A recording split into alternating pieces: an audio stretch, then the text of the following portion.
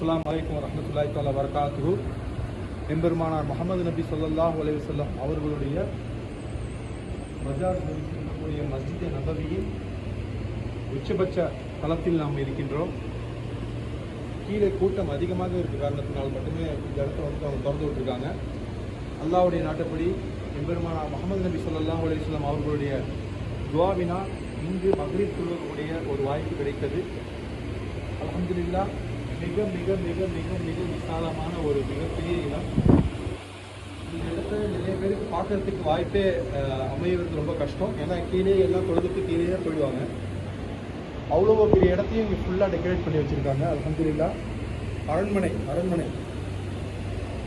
அரண்மனையை விட ஜொலிப்பாக இருக்கக்கூடிய இடம். மாஷா அல்லாஹ்.